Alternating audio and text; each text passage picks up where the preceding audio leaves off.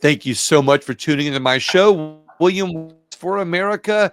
You're going to see on the screen something that says NESARA. You're going to wonder, what in the world is a NESARA? I wondered the same thing when I heard about it. However, this is a story that's not only going to intrigue you if you're interested in fiscal responsibility, if you're interested in politicians not only doing their job, but being good stewards of your money, which we all know that they tend to not be. This interview is really going to interest you, but I'm going to start the story. Have you ever had a family member that might have passed away? All of us have, of course. However, have you just boxed everything up after it happened, stuck it in the attic and said, you know what, I'm not dealing with that? Or maybe you've helped a friend who did that, and years later, after that loved one passed, you start going through things and you realize that maybe, just maybe, you had a treasure in the attic. Well, this is a story of exactly that, but it may be a treasure in the attic for America. And I think when you hear this story, you're probably going to agree with me. With me is Dee Gerbrecht, and she is with the NESARA Institute, and she's going to tell us just that story. Dee, thank you so much for joining me. I really appreciate it. Oh, thank you so much, William, for having me today. I really appreciate it, and yeah, I'm excited to let everybody know what really happened. So your father, I guess, is the story of the loved one that passed away, and I'd like for you to tell me about him a little bit before he passed away, and then segue through how you ended up storing things in the attic, and then we'll pick back up from that story. Okay. Yeah, so let me tell you a story. My father was Harvey F. Bernard. He was born in the 40s. We were right here in Louisiana. He became a systems analyst. Systems theory is what he specialized in. A lot of people say, what is that? It is the use of critical thinking to overlay over systems, any kind of systems. Now, for him specifically, he did it in the industrial field. Systems analysts, they go in and they look at a system and they say, okay, this is working, this is not working, where are the holes, how can we fix it? He was an instrument tech, he invented things, worked in places everywhere from sugarcane factories to water purification, power plants, nuclear plants, and that type of thing. We were a middle-class family, nothing really special there. But my father he was a constitutionalist, and he was always for tax reform. This bill became his lifelong work because in the 60s, when he was in one of his classes, one of his instructors said that this type of critical thinking could be overlaid over any system of any kind. And it got him to thinking, and it kind of set him on his mission. I remember as a kid, we were, on tax day down there at the post office. You would see the people with the signs saying, national sales tax, tax reform. We were those guys. After I got married, my family traveled. My dad and I were always very close, even though he was, across the country or whatever. But every time we would visit, I would see him. He would be, working on the bill. And let's see, in the late 80s, you're referring to a legislative piece of work, a bill, right? This bill right here, and it's the National Economic Stabilization and Recovery Act. And I say that with a distinction on the name, and we'll get into that later, about pseudo NESARAs and that type of thing. But this is actually a copy of his work. This was one of the copies that he actually took to Washington then, and like I said, the late 80s, early 90s. He went up there, and of course, he knocked on some doors, talked to some senators, and got the "thank you very much, sir. We appreciate your time. We'll look into it" type of thing. He calls them in his book lawyer politicians, and so they weren't, real enthusiastic. He came back home, and he subsequently released the bill he had a website, and he released the bill into the public domain in the late 90s, maybe about 2000. And then, now my father, look, he was not religious, he was not political. He was a highly intelligent, very mild-mannered man, and he he gave lectures on it, went around and did stuff like that. Not a whole lot of interest at the time, but he kept plugging away. Now, he was very healthy, never smoked, never drank or anything like that, but he had a genetic heart defect, and it finally caught up to him in 2005, which is when he passed away. Now, just prior to that, he wrote this book, Draining the Swamp, the NESARA Story. His list of references in this book is staggering. Okay, he did his homework, and he writes about the history of the financial system in our country, the problems that it has, and a solution. And he passed away. Now, my mother kept the website going for a while, and she sold a few books here and there, but not too many. And as you stated earlier, we packed it up and put it in the attic and went on with our lives. We have to work. And it wasn't until years later, I guess probably at about 22, my husband came to me with his phone, holding it up to me, and he said, "Hey, is this your dad's book?" And I said, "Yes, it is." He said, "They're selling it on Amazon for $800. And I said, "That's crazy." He said, "Well, they're doing it. Do you have any of those books left?" I said, "Wait a minute, hold the phone just a second." A whole attic full Yeah. of them. I said, "I don't know." I said, "I'll ask my mom." And she did. And so through it took a little prompting, but I agreed. I said, "Okay, I'm his only heir, only child." And I said, "I will sell them on eBay, but not for $800. That's not what my father wanted. But they are the last of their kind, and I will never reprint another hard copy." So I said $300. And William, I tell you, I was shocked. We sold these around the world: Germany, England, United States, Canada, the Orient, Australia. It really surprised me that there was anybody even still interested. About a year later, I got a call from a friend of mine here in the community, and she said, "Hey, Dee, how you doing?" I said, "I'm doing fine." And she said, "Your father was Harvey F. Bernard." And I said, "Yeah, he was." And she said, "He wrote NESARA." And I said, "Yes, he did." She said, "Oh my God, I know you." And I said, "Yeah, I know you. What?" And she said, "You have no idea what's going on, do you?" And I said, "No, I don't." And she began to tell me, about the NESARA craze or rage or whatever you want to call it.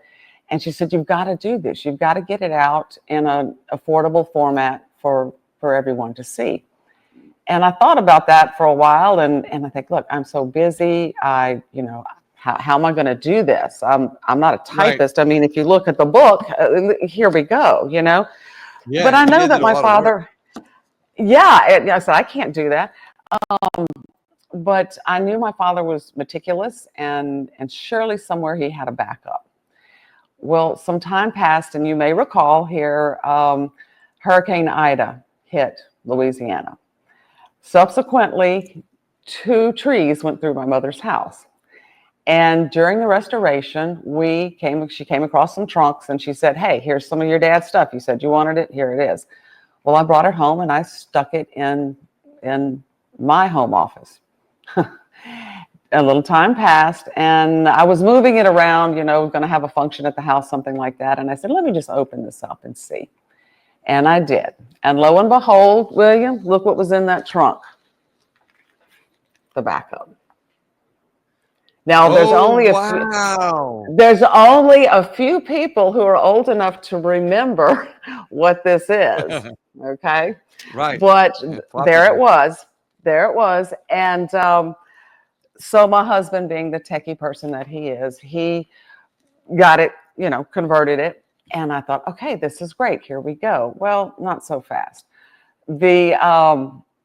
There's some illustrations in the book, and there was another disc with illustrations. And so here my husband and I are sitting trying to marriage this together. And I said, and this is too, it's not working. Just put it back on the shelf. And some time passed, and I kept getting requests from people on eBay along the same lines. Hey, do this, get this out there. And so I thought, well, I'm not the only person with this problem. What do you do? Well, you hire someone. So I did. I hired a company to typeset the book for me, went through all the proper channels, blah, blah, blah. And now here comes another funny part of the story. Up until this moment, as I'm working with these people, I'm having to proof what they're typing. I had never read my father's book, ever. And So people are like, I'm going to stop you right there for a second, yeah, because I've got sure. several You got a lot of questions questions? Okay. that I've got that I know that my audience has at this point, because they're all probably going, "What's a NESARA? What's a NESARA?" Okay. NESARA is the National Economic Stabilization and Recovery Act. It is a proposed bill that has two components. The name of the bill. So the NESARA is the name of the bill. Yes, and the bill is comprised of two components. The first component. So I'm going to stop you there. So how did your father get the knowledge to do this? He was a systems analyst. I want you to make the connection between his experience as a system analyst, lover of the Constitution, and what got him to write the work or have a passion to write the work. And then we're going to come back to your question when you were going to read the book, or your answer. So what got him to that point, to come up with this idea and actually spring it to life and put the passion that he had in his heart for our country, our Constitution, to do this? He felt that the economic system in this country was equate to economic slavery. Okay, he saw this as a human rights issue, that the system is rigged against everyone, and that the politicians, and it does not matter which party hat you're wearing, the system is set up so that the party in power taxes their enemies and makes taxes easier on themselves, right? You'll see that as it goes back. One will reduce taxes, one will increase taxes, and they just bounce the ball back and forth. The playing field is not level for everyone. And these people, it is not their fault. They are just playing by the rules of the game. And the rules of the game are set up so that you cannot get ahead. Okay. And he was very passionate about that. And so that's what got him to start looking at how to develop a plan, which is really going back to some of the basic principles of the Constitution, as I understand it. I'm not an economist, but that's what got him interested in leveling the playing field. And there's many, he has examples in the book of, your middle-class family, how this would affect them, the situation they're in now, and how this would improve their situation, from even including the bankers, from the bankers right on down to the person who receives Social Security. So he saw the playing field as being unlevel, and did he have an instant idea, or did he just say, you know what, I want to research how to figure out how to stop this? He's a systems analyst, so he's got a critical thinking mind. It's not like he has, and what's interesting about people like that, problem solvers, the problem solving type person almost never has the instant answer. They just have the ability to put a great answer, the accurate answer, the right answer together. And then you fuel that, ability with a passion for our Constitution and our country, sounds like your father had, and you get somebody that's extremely motivated. So is that how he said, you know what, I might not know the answer, but I'm going to find the answer? Is that what happened? Yeah, pretty much. And he really, like I said, he did his research. He studied everything, anything written on the subject. Like I said, his list of references is staggering, and he goes into the deep history of finances too. I mean, he's got quotes from Socrates and Aristotle in his book, bringing it all the way to the creation, starting with the creation of the money system in the world and bringing it forward to what we have today. So he starts researching it. He puts this great piece of work together. He goes and tries to peddle it to Congress, who of course is not gonna you want to do it because he's basically eliminating their system. He's eliminating their path to be able to keep power over people when they're in office, right? So so now he continues his passion. Did he ever put it down at any point before he died? Did he ever lose passion, or did he carry pushing this until his final days? Oh, until his final days. He released this book in 2005, the year he died. So he was pushing it and would have continued to do so. He would have. So this is your way of honoring your father. So now let's get to the point where you realize you haven't read his book. Yeah. Okay. So as working with the company I had to publish it for me, I had never read it, and I think people said, "Oh my God, you haven't read his book," and I said, the reason that I hadn't is I think is the same reason that a lot of people let this subject kind of go by. They don't.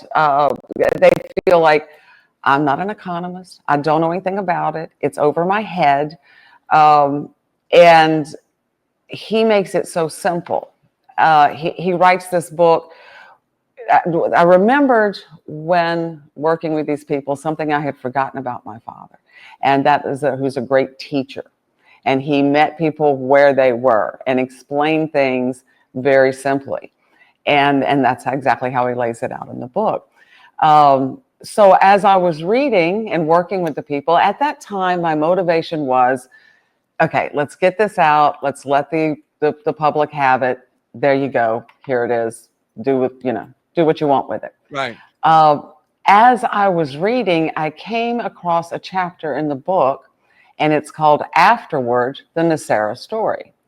And I'll read you an excerpt from it if I can. And I said, okay, now I'm a little bit more motivated to set the record straight. And so, yeah, this was written. Now, funny thing is, the title of the book, Draining the Swamp, and this was put out in 2005. Right. So certainly that piqued some interest politically, if you know what I mean. So, right. Okay, so Afterward, the NESARA Story, it talks about, you see, when he released the bill, right after that, he put it out in the public domain. I remember hearing my parents talk about some conspiracy theories. They mentioned Sarah Goodwin with the dub of oneness and getting people to send her $5 and all of this kind of fun stuff. And I paid attention a little bit, but not too much. But this is what it says in the book. Okay. Cultists believe that this pseudo-NESARA, the National Economic Security and Reformation Act, which is a different name, a misappropriation of the original acronym, is a miraculous secret law, hundreds of years old, hundreds of years in the making. They believe it was blocked and covered up by George W. Bush administration. Some of the group believe that the 9/11 attacks were Bush's first attempt to delay the NESARA's implementation and that the Iraq War was his second. They believe their pseudo-NESARA will abolish the IRS, remove George Bush from office, expose him as a reptilian alien, distribute fortunes to the worthy few, install a saucer-flying Jesus Christ as America's new leader, and bring about a new golden age with some help from some friendly extraterrestrials.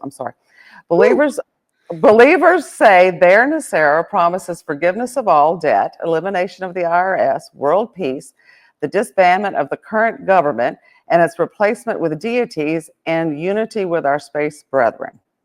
Okay. So there's a lot to unpack there. There's a lot to unpack. Let's unpack it. Let's unpack it this way real quickly. Okay. Is your father's NESARA project doing any of those things? No. That's easy. Perfect. Yes, So there's, yes. we don't have to, this is not going to be some alien adventure.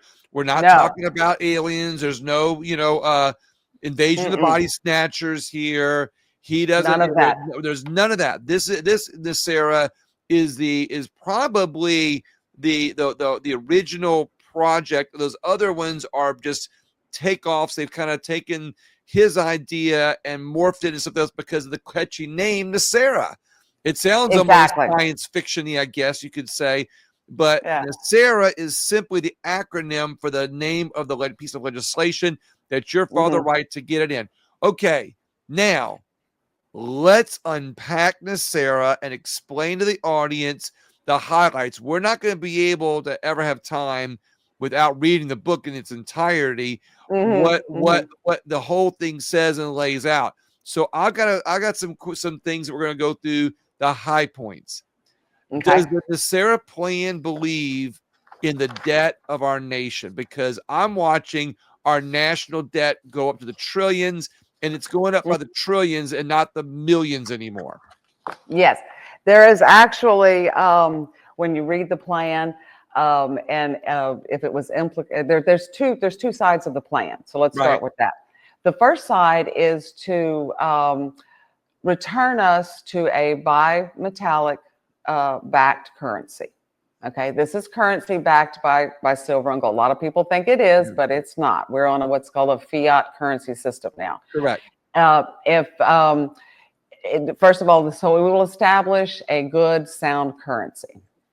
The second part of the plan is the reformation of our tax code. In other words, elimination of the IRS and putting us on a national sales tax. This is a consumption-based tax, which is fair to everyone.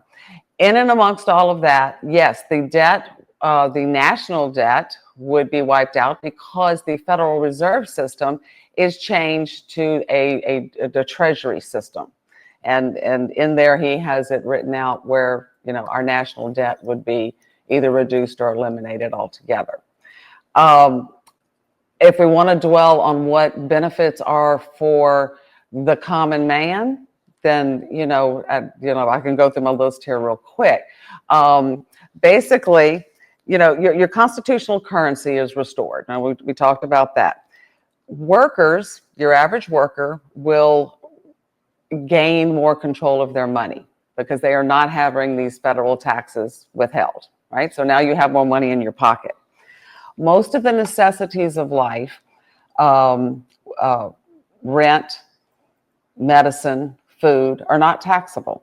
Okay, so someone who's on a fixed income are not going to be burdened with those types of taxes, the necessities of life.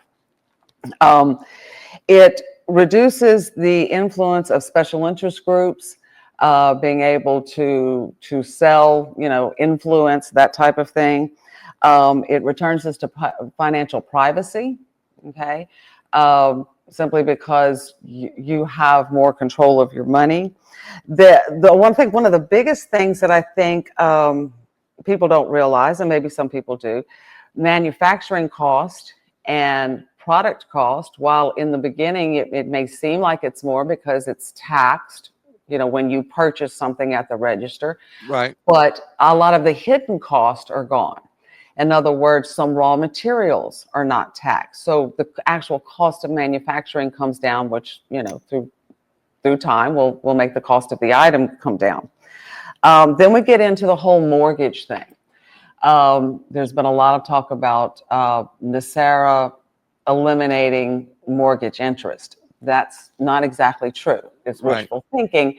What it does is it eliminates compound interest, which for someone who has a mortgage, you get a mortgage, say you buy a house that's $200,000, and you end up paying double or sometimes in some cases triple that when you pay back the bank. Right. This works differently. The bank is allowed to set a fee, okay, which is paid at the end, and it is not a compound interest. It helps the banks because they get their capital back first, and therefore it can go into their reserves, which, as you know, banks loan money based on their reserves, which is Right. a whole nother can of worms we could open Right. up. But anyway, so they'll be able to make more loans in a faster amount of time, and they still get a fee for doing that. And banks are supposed to be a public service, and they're supposed to work in the public interest, not for the enrichments, of themselves. This is quite interesting. So now you've highlighted those things. So in his book, does he have a plan to be able to accomplish all those things that you just now laid out? Like, does it go Mm-hmm. deeper? Like you're basically giving ideas on what he believed in that should Mm-hmm. happen, but it did. But does he lay out a plan of action for those, for like the banks or the Federal Reserve Mm-hmm. government to be able to get to that point? Does he lay that out? Oh, absolutely. The It, bill, it, it and does it's not, and it does not involve aliens. It does not involve another deity getting involved doing it. Correct? no, sir, Okay. no, sir, it Okay. doesn't. And those And, and aliens and deities are not going to control our fiscal policy after this, right? not that I can see. I'm Okay, saying I'm so doing that again, not just so much to be funny or sarcastic, I know. but Okay. to really double down on the fact that your dad's plan, your dad's NESARA plan is the legitimate one Mm-hmm. that Yeah, really is just about economics. So he lays out a plan in his book for those things to be able to get there, correct? correct. The full bill is in the book. The particulars on how, step by step, on how this can be achieved, because you'll get the people, oh, it's too complicated, you can't do that. It is all laid out in the book. A very methodical, Right. step by step, on every level of how we can do this. Um, Now, to the conspiracy theories, I want to make a very clear distinction, and while I've got this Right. opportunity to do so, there are many people that support the original NESARA. Okay. And to those people, I'm extremely grateful and proud that they recognize my father's work. Um, there are the people who have used it for their own enrichment, the grifters and that type of thing. I want to say that my mother and I left a huge vacuum after my father's death for 20 years, Wow. right? We never did anything. We thought no one was interested. In fact, if you want to jump into the conspiracy theory just a little bit, my father died in a charity hospital right here in Baton Rouge, Louisiana. Mm. I was at his bedside. I called time of death on him. Had there been something going on with the Clintons or the Bushes or something like that, I'm pretty sure I would have known about it. Right. The second point is, if this proposed legislation was so dangerous to the country that they had to have 9/11 and the Iraq War, why didn't anybody ever come looking for my mom and I? We've been right Right. here. We Right. have the original. Now, the school of thought is, well, he put it out into the public domain, so you can't unring that bell. What is the next step in the playbook? Discredit, right? Right. So in this vacuum, they could just go anywhere they wanted to, and maybe they have. It is the biggest barrier that I have come up against, William, is because when you say the word NESARA, people run into the shadows because they think, oh, this is some crazy, unrealistic plan. Well, It's not. they do that on anywhere from organizations to good ideas to good people. Like Mm-hmm. you said, I mean that we could go through a whole list of people in public that were good people doing good things, and they've come out and they've found ways to discredit them. Mm-hmm. Whether and what they do is what they're really crafty with is they'll find legitimate things that they can twist to make it sound like what's really bad, or Yeah. they kind of create a cloud of suspicion around. There's lots of things that are done that make it, how shall we say, and I don't want to use any recent situations, but that's how they're able to discredit somebody with that Mm-hmm. they Mm-hmm. take Yeah. out, or an organization that might be doing good, but it's still all Mm-hmm. that's not to say that there's not people that are doing bad or organizations doing bad. It's just that's how they get rid of some of the good ideas. So this Yes. is really something that you're all that not only is there a conspiracy wrapped around it, to discredit it, from what I'm hearing, but this is something that maybe that veil that's been wrapped around it is keeping it from being implemented or even talked about. Correct? Yes, sir. That is correct. That Because is correct. he's talking about getting rid of the Federal Reserve. He's talking Mm-hmm. about getting Mm-hmm. rid of national debt. He's talking about getting rid of the IRS. I mean, that's going up against, two big heavy hitters in our country and going Yeah. against two big things. I mean, look, John F. Kennedy was one of the people that wanted to get rid of the Federal Reserve System. He And, did. He did. and that was one of his last executive orders that he signed before he died in Dallas. But Mm-hmm. we won't go down there, go down that road right now. Rabbit hole. Yeah, about rabbit holes. This is not about rabbit holes. This is about No, the that's not. this It's is this about is it's what about the concrete real stuff. thing. So how does your father plan to get rid of the Federal Reserve and the IRS? How does he plan on getting rid of those? So can you tell us in a simple statement how he plan on getting rid of the IRS and how he plan on getting rid of the Federal Reserve? The Federal Reserve System, as I understand it, would cease to exist and be replaced by what is called the Treasury System, which is set up with different rules. And that is how, as I understand, it's connected. That would change the tax system and the monetary system altogether. And he outlines it, in the book. Now, like I said, I'm not an economist, but Right. the Federal Reserve System would cease to exist, but it would be replaced by a new organization called the Treasury, which is subject to different rules, and then it's oversaw by the Congress, and there are rules for them that they have to abide by. Rules for thee, but not for me. Yeah, well, it's for everybody, and that's the way. Yeah. Well, the only problem is what I see as the problem with this is you've got two big organizations, would say. You've got the IRS and you get the Federal Reserve, and they're so interwoven into our country, into the fabric of our nation, that to dismantle them is going to take pretty much I would say an act of Congress, because it would be a lot. But you're taking one bureaucratic system and one private system, because the Federal Reserve is not owned by the federal government. So in dismantling those two, I'm sure your father has a plan. I know you've already said that, but in doing that, I mean, is it easier? You have to remember, you have to remember that we're changing the tax system. So instead of an income tax, we now have a consumption-based tax. So there's a national sales tax levied on everything that you buy that's within that classification. But that is taxable. Not rent, not food. Not rent, not food, not medicine. And there's some other things, some raw materials, and he has that all spelled out. So there is still a tax system. The country has to have taxes. We have to be able to protect ourselves and pay for things that are necessary and stick to what the Constitution says.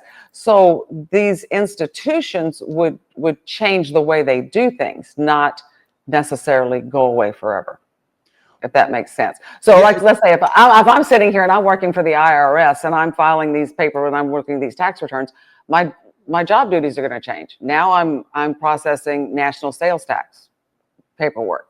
So it's collection of money without control, basically.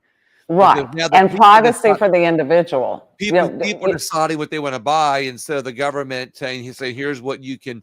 It's opposite thinking. It's not the same analogy, but it is analogous when it comes to policy. It's people saying, I'm buying this, so I know I'm paying taxes on it, instead of the government deciding what you pay taxes on, what your tax breaks are.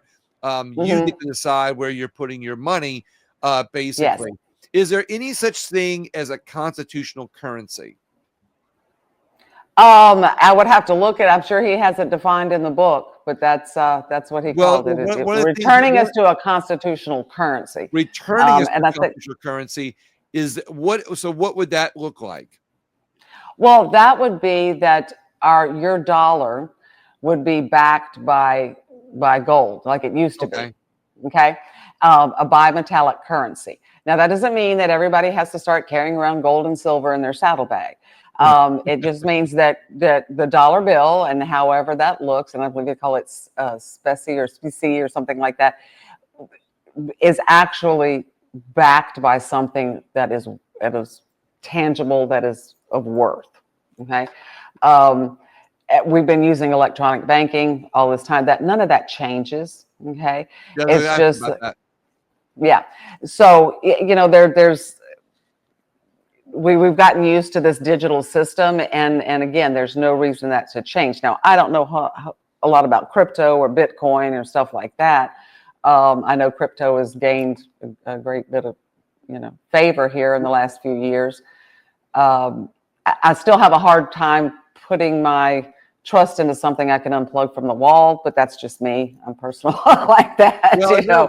Well, many states, including Louisiana, has a plan now, but many other states have a debit card linked to your bank account and a system in place that can link your credit card to gold that you have in the bank, or gold reserves you have someplace else. So we already have that ability to do that, where somebody says, hey, I have, $10,000 in gold, and they can deposit into a bank, and that bank can link your debit card or credit card to your own gold reserves.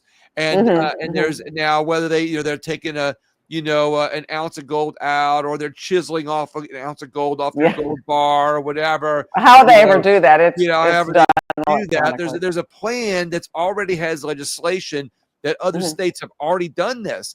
So while some people might be listening and saying, "Oh, this is crazy talk," I don't want to have to carry gold and silver around in my little saddlebag.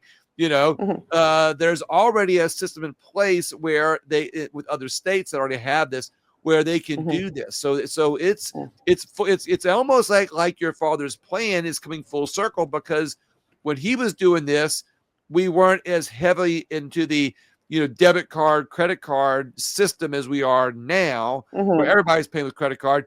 And I'm one that says we got to keep our cash, and we can't just get rid of cash. We got to keep cash, because if we go to a CBDC type system, then the government has full control. Did your father talk about central digital bank currency system, or was that not on his radar yet? About that. Yeah, that was not on the radar yet. But again, even the dollar bill that you carry around in your pocket would be backed by, instead of right now, it's backed by debt. Okay, we live in a debt-based system. Right. But it would actually be backed by something that is tangible. It's returning us to, like what they said, return us to the gold standard. Yeah. So go ahead.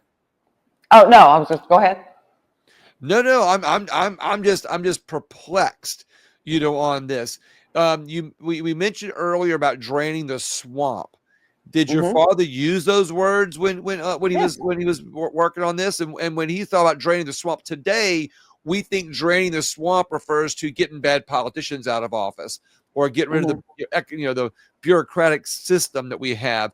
What did your father refer to when he thought about draining the swamp? Pretty much the same thing, but he didn't look at it as people. He looked at it as the system. Right. Okay. When he said draining the swamp of the rules that are set against the American people, not so much the personalities. What did he say about the? What did he say about the deficit, or the ratio of our debt compared to our deficit and spending, our deficit spending, I guess you could say? What did he say about that? Well, at the time he wrote the book, it was pretty high, 2005. I think he would be startled that we, as Americans, have allowed it to get this out of hand. It was a third of where we are now. Yes, exactly. Now his plan takes $1 trillion off the top, but then I think it eliminates it once the systems are changed over. But yeah, it would floor him to see that the Americans haven't let it go this far. Did your father study the Keynesian policy of economic policy? Was he aware on like because there's a school of thought, Keynesian economics, where they believe in deficit spending, they believe in borrowing and spending. There's a whole method behind that, and some really believe in it. Some actually say that Donald Trump believes in that same type of policy of thinking, but you may say differently. What did your father say, and what did you think? What do you think I he was really saying? don't know what he thought about that, so I can't comment on that. Like I Right, said, yeah, I didn't. We didn't spend a whole lot of time when we were together talking about the book. It was just right. something or talking about the bill. It was just something he was working on. So I really can't. I can't say. I wish he was here to tell us. I know this is really interesting and very intriguing. Again, it's like it was something you didn't talk to your dad about when you had him, and now he's gone, and Hmm. this has become a passion that you've kind of picked up the baton because he didn't have a Hmm. chance to hand it to you. He kind of picked it up. Did he have any like on his dying days? Hmm. I mean, was it a long illness or was it unexpected? First off, Well, he had suffered with the illness for quite a while. About 10 to 12 years before his death, he had a valve put in his heart and bought him some time. But his last bout was probably within a week from when he went into the hospital to when he passed away. And so we had a few conversations. He used to call me kiddo. And he told me, he said, "Well, kiddo, this is all I've got for you." And now, of course, the family was not wealthy. And I don't think I really realized at the time what he meant. Maybe this is what he meant. Um, so yeah, that was it. did when he said, "Kiddo, this is all I got for you"? Was he referring to the book? I don't know. He didn't say. Um, but yeah, I don't really know. Do you And think like I said, that maybe he meant the book. so? There's conspiracies. There's talk of that Trump may have read this book already. I think you had I hope mentioned, so. yeah. I had And sent copies out to several people in the new administration and prior to the election. And I've gotten some response from one of them. And so, yeah, I hope that he has. And it seems like that somewhere down along the line, President Trump, being the person he is, right. as sharp as he is, and the fact that this book has been out as long as it has, and there's so many similarities in the book with what he is doing, I've got to believe that he's read it. What's interesting is, and let's just say coincidental for a minute. Hmm. There's always been a lot of talk of getting rid of the Federal Reserve. There's been Hmm. talk of getting rid of the IRS. There's been a lot of talk of how politicians have control over us by through economic policy and taxes, but there's not a plan that I've ever seen that actually webs or sews all of these things together, all of these how shall we say, wants and wishes, Hmm. together, getting rid of the IRS, getting rid of the abolishing the IRS, getting rid of the Federal Reserve. There's never been a plan that ties it all together, that Hmm. I've seen in the last 25 years, or a plan that actually says power back to people through economic reform. Hmm. Did your father really did he have that web, or that Hmm. plan before all this? I mean, like, there's a lot of people by coincidence that maybe have said since then, get rid of the IRS, get rid of the Federal Reserve, but his plan does it in reality sew Hmm. all of these together in one economic plan. Exactly. As he lays it out, it is step by step. It is all tied together. Um, it's follow the yellow brick road, and it can be done. It just takes it's going to take the American people reading it, understanding it, which is very simple, and Right. then coming to the realization this is our country, this is our money. We have the right to choose our fiscal system. Okay. We do not have to be subjugated to their rules. You know, and people say, oh, it's just too big. We can't do anything about it. Look what we just did in this election as a people. Okay. We can do it. It's This just a matter of people getting educated. it not only can we, but it sounds like you have in your DNA your father's passion. Yes. And Yes. I have done I did a show a while back that freedom runs in our DNA. And it sounds to me like your father has not only had that DNA for freedom and a passion for our country and a passion for doing the right thing to support freedom and liberty in America, but it sounds like you've inherited it. So is I hope so. NESARA gonna be back on the rise in 2025? I hope so. I hope so. If I have anything to say about it, I'm going to keep out there, just keep spreading the message and hoping people, get the book and read it. And here's the deal. I've made it on an affordable format on Amazon, both paperback and Kindle, and then on Barnes and Noble and their Nook, I believe, which is an electronic book. It costs $25. Okay, for the Kindle and $40 for the book. You can't go out to dinner for less than that. Get the book, read it. If you like it, great. If you don't like it, fine. If you do like it, drop me an email. Okay, let me know. How It's about right there on the website. how about we do this? Hmm, If they buy the book and they like the book, ask them to write their congressman or their senator to there you read the go. book. Say, have them Hmm. write their congressman, read this book. Please look at this Read this book. plan. Yeah. Maybe even send them, a copy of the legislation that your father wrote, to be able to put it out to get in front of as many congressmen and senators as possible, Yes. to get to work its way up the top. Absolutely. If the American people are willing to get involved and get behind it, I'm willing to go do the groundwork. I will go up there like my dad did and start knocking on some doors. I You'll just want to carry the know that torch, but you'll carry the torch, but not a real torch. And you definitely would not even carry a proverbial torch to DC.